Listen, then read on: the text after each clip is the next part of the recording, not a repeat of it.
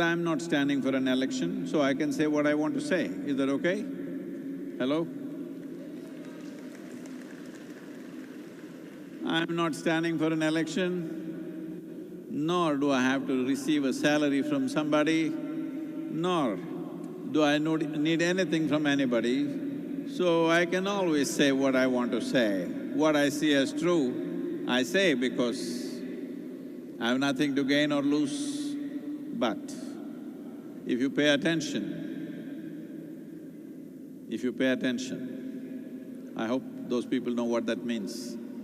If you pay attention, there is an immense, very life to be gained. Right now, most people are misunderstanding their psychological process as existential. Well, it brings some immediate sense of joy, pleasure, at the same time, enormous amount of suffering. What is all the human suffering about? Well, they're not able to manage their own thought and emotion, that's all. They may give it 1,000 reasons. You call it stress, you call it anxiety, you call it by many names. I was talking to a group of prominent psychiatrists in UK. They told me there are 72 varieties of mental ailments. One of them happens to be compulsive nose-picking. Does anybody have it? Hello? You start picking your nose to a point where it bleeds, but you can't stop because it's compulsive. Essentially, you can call it by 1,000 names if you want. Essentially, what has happened is, your intelligence is turned against you, that's all. If your intelligence was working for you, I'm going to ask you a question, whether you say yes, no or silence, I'm going to bless you, okay? If you were given a choice, if your thought and emotion took instructions from you, would you keep yourself blissful or miserable? Only this side. What about this? Oh, not bad. Sometimes what you wish for your neighbor may be debatable, but what you want for yourself is very clear. Highest level of pleasantness. What is pleasantness? If this body becomes pleasant, we call this health. You want it? I'm going to bless you every time you say yes, no, nothing. I bless you accordingly. Health, you want it? So if body becomes pleasant, we call this health. If it becomes very pleasant, we call it pleasure. Only that group blessed, okay, it's up to you. If your mind becomes pleasant, we call this peace. If it becomes very pleasant, we call it joy. If your emotions become pleasant, we call this love. If it becomes very pleasant, we call it compassion. If your very life energies become pleasant, we call this blissfulness. If it becomes very pleasant, we call it ecstasy. If your surroundings become pleasant, we call this success. Only to create pleasantness in your surroundings, you need the cooperation of people and forces around you. But to create pleasantness of body, pleasantness of mind, pleasantness of emotion and energy, it is 100% your business. Hello? It is 100% your business to keep this body, this mind, this emotion, this energy as pleasant as possible. But if you want to create pleasantness in the surroundings, well, the times in which we exist, the people who are around us, the forces which are working around us, many things decide that. We also have a role, but it's not all ours. So, what is it that makes a human being? Instead of crossing the limits of survival, crossing the limits of one's physical existence and knowing life in its very core, gets crippled like every other creature. When I say every other creature, nature has drawn two lines for all creatures on this planet. Only for the human being there is no top line. This is the reason why you're referred to as a being. We don't refer to any other creature as a being. We don't call a tiger being, an elephant being, an ant being, no. Only you are a being because you're supposed to know how to be. If you really knew how to be, would you be blissful or miserable? Every moment of your life? Why something so simple is not happening is… One thing is, you may know this, but you're not conscious that you are on a limited lease of time. You think you're here forever. Well, people are gathering footwear for 10 lifetimes, but they just have a few years left. I was in somebody's home and by accident I walked into this room and I looked around, there were over 800 pairs of shoes, footwear. I thought, what is this? And I was just looking around, are they dealing in footwear or something? But I knew both of them are successful doctors, but they had 800 pairs of footwear. Then I noticed all of them were ladies' footwear. By then the lady of the house walked in and said, Sadhguru, Sadhguru, what are you looking for? I said, just by chance I walked in, what is all this footwear? No, Sadhguru, please, come. She's too embarrassed. I said, these are all your footwear? Please, Sadhguru, please. I said, you got enough footwear for 10 lifetimes, because you can't wear down 800 pairs of footwear, all right? And how are you going to choose what you're going to wear today? I can understand you're a woman, you want all the 7 colors of the spectrum, and one for the party, one for the walking, one for the golfing, one for this, one for that, all right, 25. But 800? So this was bothering me, and then when I met one of the CEOs of a top, footwear making company in America, then I asked him, what is it that makes a woman buy 800 pairs of footwear? And he said, Sadhguru, the thing is, that is the only item she can buy the same size throughout her life, that's why she keeps on buying. I thought, okay, that makes sense.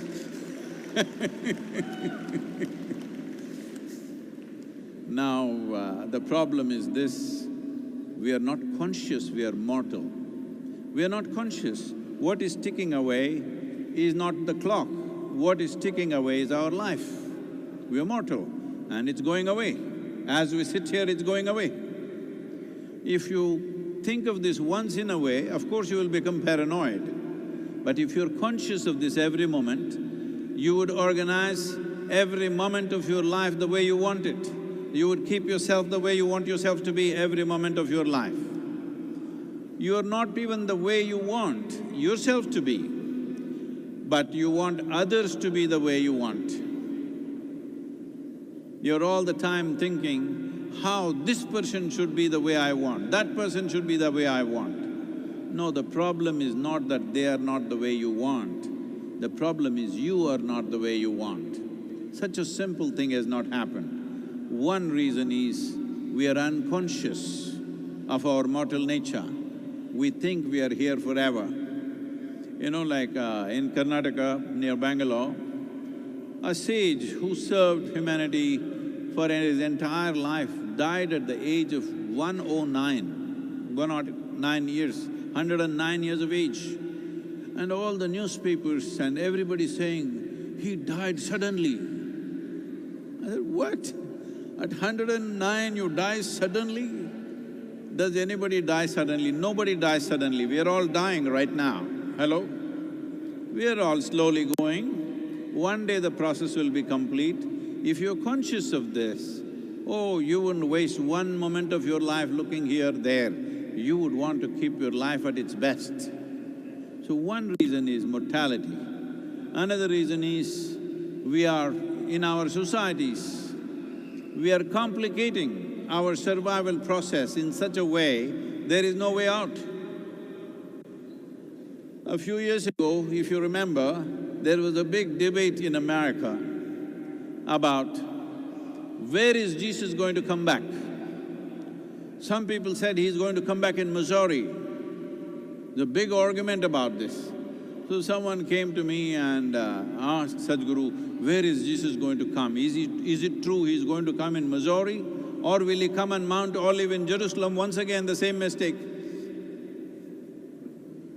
I said, see, if he comes in America, he will be deeply disappointed because last time in Jerusalem, he said, come, follow me. Only 12 guys followed him. A phenomena like that, only 12. Out of that, one of them freaked anyway. If he comes to America, if he says, come follow me, nobody will be behind because you got 15 years student loan, 10 years car loan, you have a 35-year house mortgage, and of course for your lifelong health insurance you have. Your bank will hold you by the strings. You are not going to follow anybody. Hello? You're not going to follow anybody because your bank will hold you by the strings because you got something to pay. Sir, can we settle this, sir, please? Hello? Okay. That's crazy.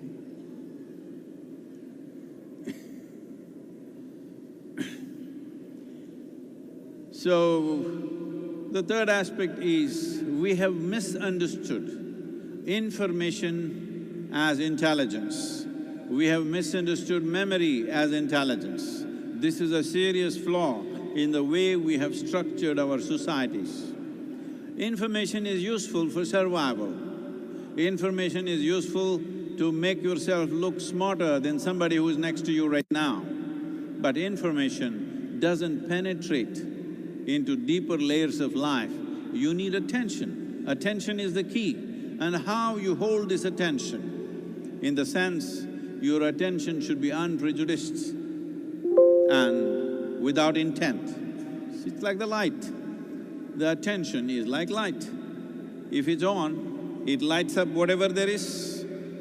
It has no intent to show this person or that person. It just lights up whatever there is. That's how your attention should be. If your attention is like this, that it is unprejudiced and without intent, it's simply on, then mysticism would be everyday life for everyone. Deeper dimensions of life would be available for every human being. Unfortunately, human beings are trapped in these three aspects of not being conscious of one's mortality, complicating their survival. When I say complicating your survival, as I said about these banks, now at one time survival would have been when you were in the cave, I got one full meal a day, that would be my survival. Then it became 3 and 5, then it became a home, then if your neighbor has a Mercedes, you must have a Bentley, if he has a Bentley, you must have a Rolls Royce. Like this, survival is getting complicated. What I see is, when I'm at the Economic Forum, I'm with nearly 1,200 billionaires, not 1 billion people, these are all big billionaires, but still in a survival mode because you're trying to survive, because the bar of survival is going up, up and up. So there is no question of ever coming off that. So once you're in a survival mode, you will be hankering all the time. You can't come to ease. When I say you can't come to ease, I want you to understand, for you to perceive something, even your breath, the very way you breathe can become an impediment. When I say the very way you breathe can become impediment, on an average, most human beings are breathing around 15 times per minute. If you make it 12 times, not by force, because your body has come to such a level of relaxation, if you make it 12 times, you will know the nature of your body, how it functions, what it does, how it really works. You will most of the time you will not need any medical test. By yourself you know what is happening within. This is very important because just now somebody was talking to me about Sadhguru, how to reduce America's healthcare bills. $4 trillion, it's bigger than India's economy, how do we do this? I said one important thing is people should become little more at ease. Right now everybody is hyper like that. In that state, you cannot know what is happening with yourself. Somebody has to tell you what's happening with you. This is a tragedy that someone else from outside, using various instruments, have to tell you what's happening with your body because there is no attention at all. So if your breath settles down, not controlled,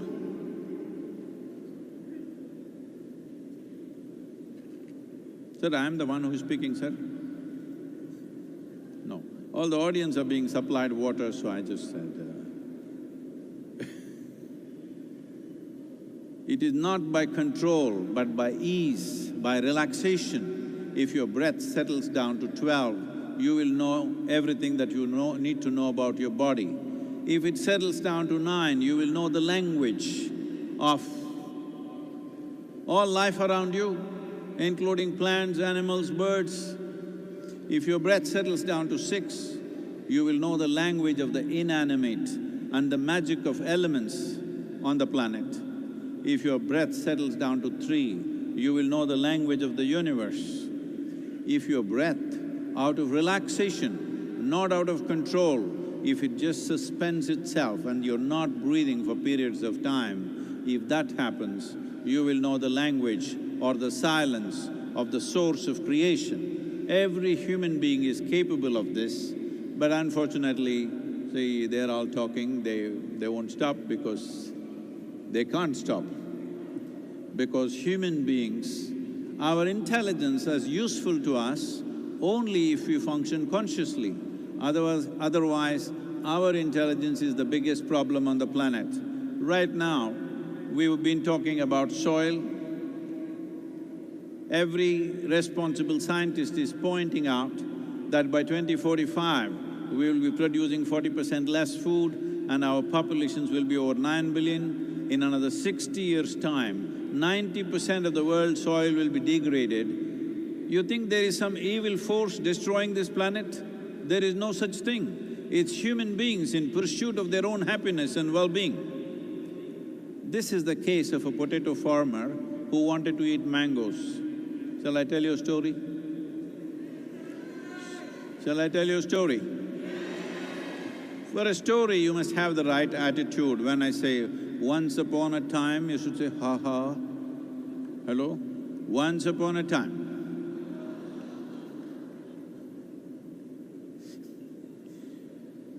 There was a potato farmer. Oh, same ha ha for everything, huh? The potato farmer wanted to eat a mango.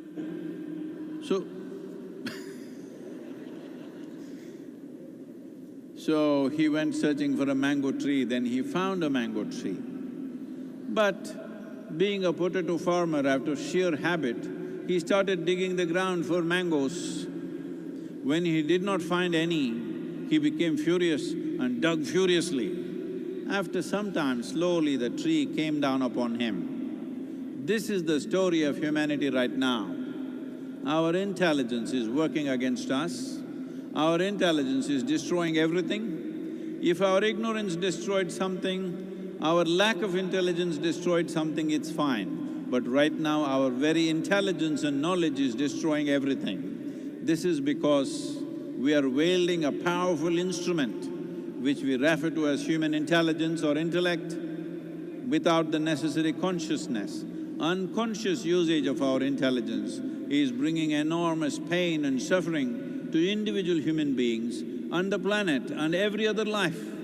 Every other life on this planet must be cursing your intelligence like anything, because in the last 70 years, 67% of the vertebrate life on this planet is gone.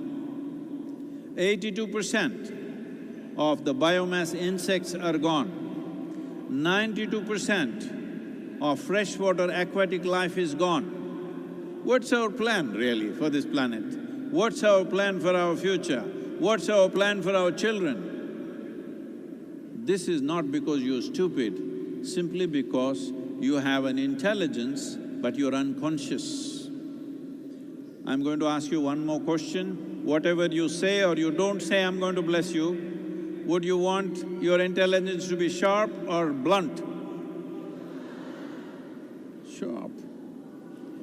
So once you have a sharp instrument in your hand, how you hold your hand is very important. If why we do not give a sharp knife to a child's hand is not because a knife is dangerous. Definitely a child is not dangerous, but a child's hand is not steady and he is unconscious, so he will do this, either he'll hurt himself or hurt somebody else. This is exactly what's happening right now. You've been given an intelligence which hurts you all the time or hurts somebody else all the time, because this level of intelligence just cannot be handled by an unconscious person. This lack of consciousness is the biggest issue right now. As we become more and more empowered, lack of consciousness is going to tell upon our lives, our well-being or our sufferings, because today World Health Organization is predicting a mental health pandemic. You know what is a pandemic? You have experienced this. That means if one person has something wrong with him or her, he can give it to this whole group of people. That is a pandemic. When we say mental health pandemic, that means the whole crowd here can go. We are going there because of the way we are conducting our own intelligence. If your intelligence were taking instructions from you, would you remain sane or insane? Hello, you must choose. Because the time has come where we are 8 billion people, it is expected by 2050 we will be 9.6 billion people. When nearly 10 billion people on this planet, if all of us are not sane, stable, peaceful, joyful, oh, we are going to be such a misery to be with each other. We are going to be such a challenge to ourselves and to everybody else. It's time. It is time to create a more conscious planet.